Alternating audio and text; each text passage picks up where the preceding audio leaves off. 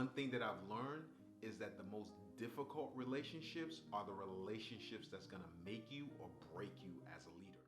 Hey everybody, this is your leadership coach Glastine with another message that can take your leadership to the next level.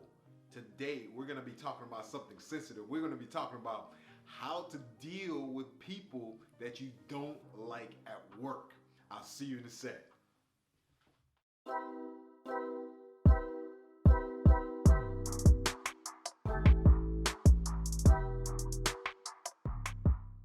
Welcome back. Before I begin, I just want to give a quick shout out to all of my subscribers, and I just want to remind you to hit that like button and don't forget that Patreon link below so we can grow this channel.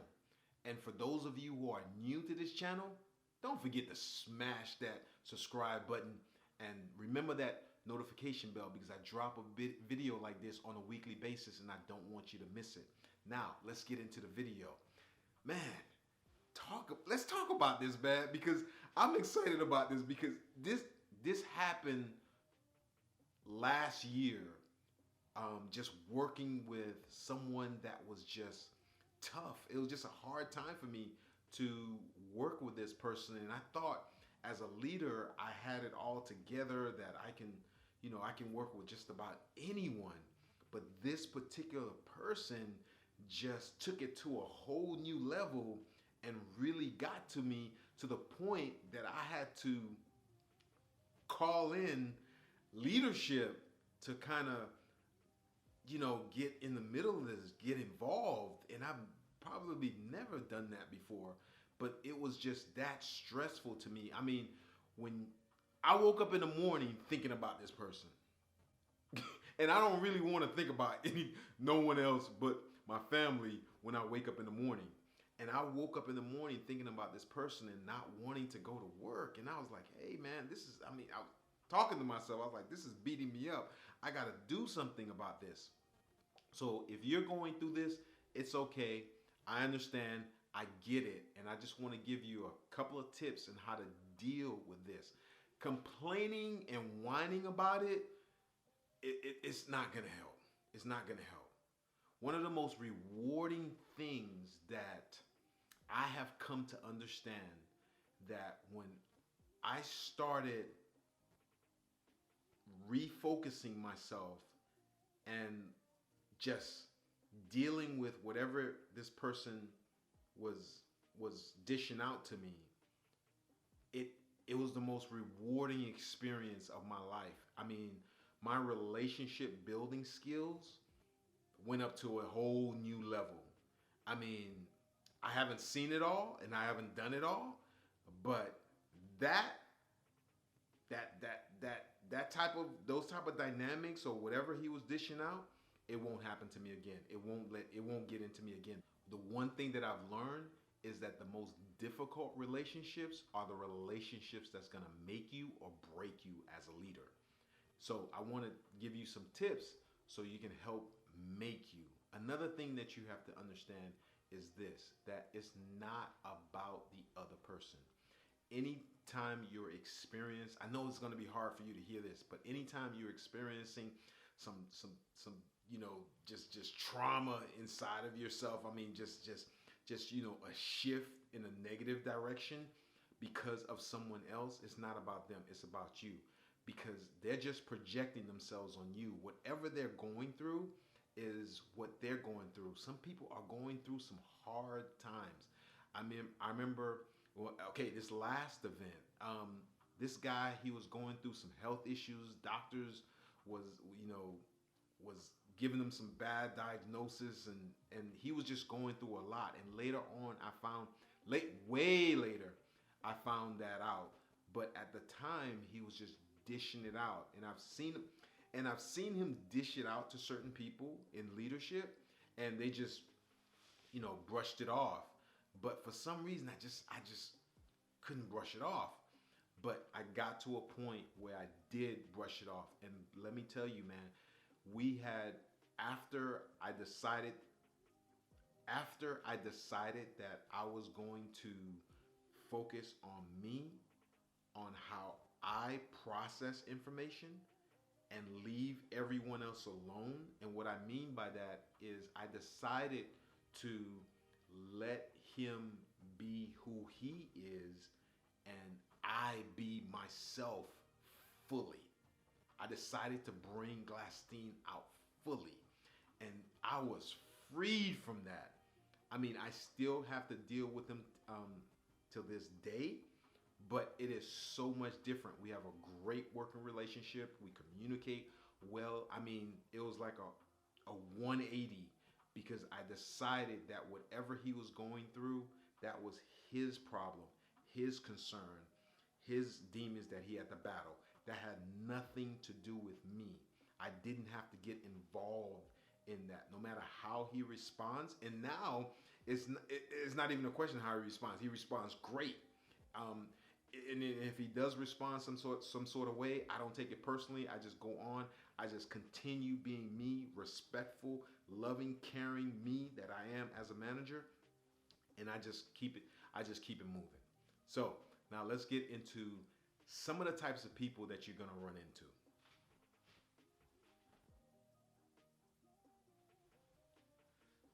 Number one, you're gonna run into who I call Grumpy Smurf. Yes, Grumpy Smurf. These are the people, man, where you get around them, the sky is always falling. The sky is always falling. The wolf is always in the den. I mean, everything is always wrong. I mean, there's no one can do anything right in their eyes. These are the gossipers, man. These are the ones that you have to stay away from like the plague. I mean, you can't attach yourself to these people, and you can't start diving into whatever they want to talk about. If they want to talk about something that's weird and crazy, and this person does this person shouldn't have done this person is sleeping with this person this person is not doing their work. I mean just a whole bunch of stuff. These grumpy Smurfs, you can't get into whatever it is that they're into. And the way that I do it, when I'm confronted with stuff like that, I'll tell you straight up. I'll be like, hey, you know what? Hey, that's none of my business. I don't really care about that stuff like that. But what I do care about is this project that I'm on, and here's where I need your help. Or if it's something that I know that they need some help on, I'll be like, hey, didn't you say that you needed help on X, Y, and Z? I will turn the conversation back to something very constructive. All right? I hope you get that. Just turn the conversation around no matter what it is. Or, you know what? Sometimes I will straight up tell you, if you're talking about somebody, I'm the kind of person that'll tell you, hey, you know what? So-and-so is not standing here, so let's not talk about him or her. If he was standing here, then we can talk, but he's not here right now. So let's not have this conversation. And they're like, oh, okay, I see how you are. I see kind of. I'm like, you doggone right. That's how I am. I'm not gonna talk about anybody. If I need to say something to someone, I'll say it in their face. All right. That's how you squash that stuff up. And sometimes they don't come to you with that stuff because they know that you're not about that. All right. Number two, man, fake friends. Ooh, man. I remember this one, man. This one hit me like a thunderbolt. You know that person that when you first get into the company, that he or she seems like a great person, and you start talking, you start telling them certain things, and you really start trusting this person. This person is a person that is, close to your manager, your supervisor, whatever. They're probably a rock star. They do good work, and they're kind of like the teacher's pet a little bit, right? Not exactly like the teacher's pet, but you know what I'm talking about, right? And you start just trusting this person because this person seems like they want to help you. Man, I thought I had met someone like that in my former days of being an employee, and I'm saying an employee, but I'm a staff member, right? And so I thought I met someone that I can trust. I thought I met someone that I can confide in. Man, one day I remember my supervisor taking me into the office for a one-on-one. I'm thinking he's gonna give me an assignment or something, and he started just. It was like I was talking to him. Everything that I divulged to this other person, he was just spitting it out, and with no filter. It was like, okay, you said this and you said that. I don't understand where that came from. I was like, ah. It wasn't anything that bad at the time, but the way that, secondhand information is secondhand information. It's never going to come out right. I mean, I don't care how well you package it. It's not going to come out right when someone's offended by what you said or whatever. And I did say something about leadership, and he took it personally. And long story short, I had to leave that job because I was like, dog, I can't believe that this person had done this to me. And they had did something to me before that was a slight, but I thought it was just like a mistake. And what they did was, it was an assignment that I had to do, and the way they had me do the assignment, the guidance that they provided to me was incorrect. And when I turned in that assignment after they looked over my assignment, and they said that it was good after I got their stamp of approval, and I turned in the assignment, and the person was like, hey, this is not what I wanted. So-and-so should have told you. And then when I went back to this person and said, hey, how come you didn't tell me that we needed this and this and this? He was like, oh man, that kind of just slipped my mind. My bad. And that was it. That was the end. Wasn't like, it was just, that's it. It was just like kind of cold. It was like, you know what? I just threw you under the bus. So what? And I was like, all right. So the way you deal with people like that is that you just want to keep your mouth shut. You want to not, if there's no secrets if you don't have any secrets to tell, there's nothing that will be told. Keep your mouth shut. Keep your secrets to yourself. You're not at work to make friends anyway. You can make some allies, and if you make a friend, cool. But don't go to work to make friends. You can do that with your family. You can do that outside of work. But to go to work, focus on making friends, don't do that. Focus on making allies. Watch my video on that. One of my videos on that after this one. I'll put the link in the description where that's at. But don't talk. Don't gossip. Don't talk about things that you don't want to come back to you to anyone. No one. All right. Number 3. Join my clique. You know those people that, they still wearing those jackets with those letter jackets. I mean, if you're not part of their group, if you're not part of their clique, you're not cool. You're not in the in crowd, and they try to just leave you out of everything, of conversations. They don't ask you to go to lunch. They don't ask you to go to have happy hour. They don't invite you to their little party. And that used to affect me, because when I first got into corporate after college, and I just wasn't used to that. I didn't know that cliques were at work, but I found out quickly.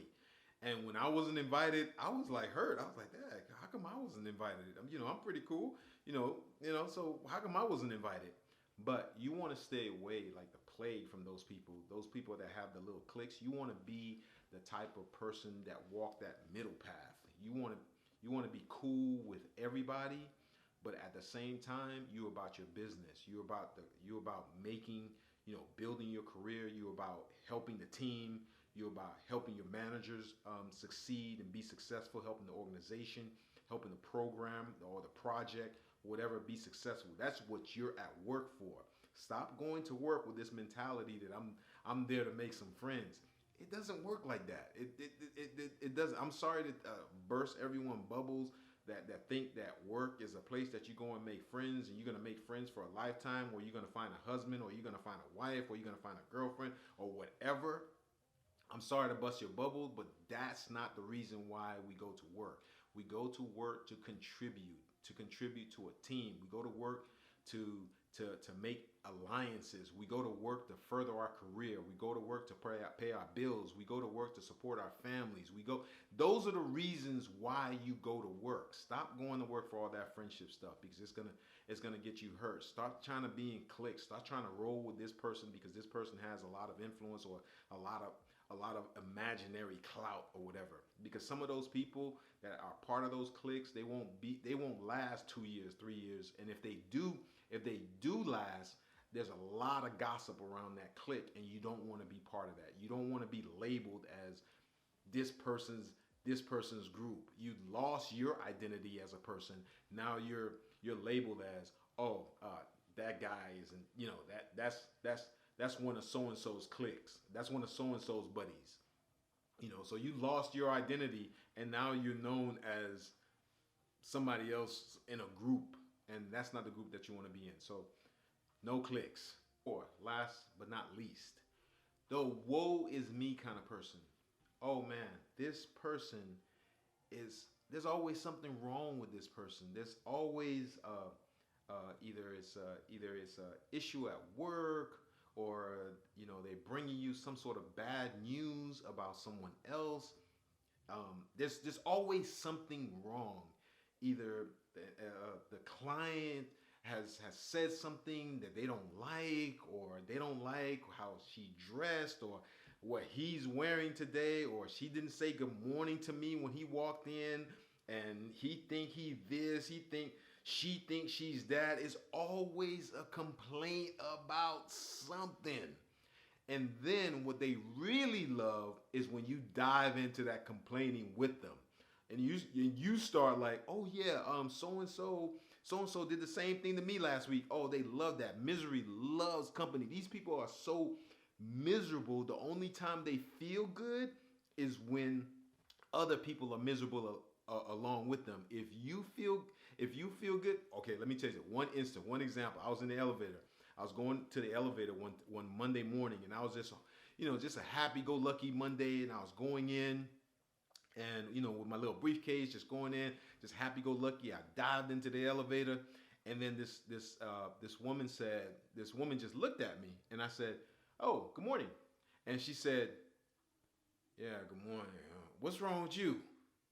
I said, "Excuse me, what are you talking about?" She said, "Why are you so happy this morning?" Because I'm not happy until I have my coffee, and then I ain't had my coffee yet. In my mind, I was like, I don't give a what what coffee you didn't have. That has nothing to do with me. But she was a grumpy Smurf. That was a grumpy Smurf. But we're talking about people that are just complaining all the way. I mean, you want to stay away from people like that. You want to just avoid them as much as possible. You want to bring as much positivity. You want to let your light so shine that it just wipes out that darkness. It just wipes out that mood. You can't control how people are, but what you can control is how you are. And once I came to that conclusion that I can't control people, I can only control glass steam, that freed me. That other people's opinion of me is none of my business. I was freed, and I want you to be free too. I want you to go to work and have fun and laugh and engage with people, build relationships, but understand your priorities. Your priority is your family. Your priority is your career.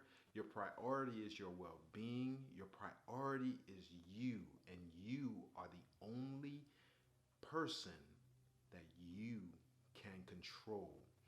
And you know what? For more tips like this, I have a video right here or right there.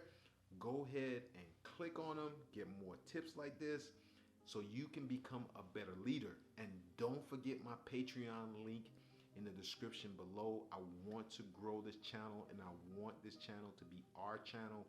and I want to reach out to more people and build this community. So I'll see you in the next video. I'm out of here.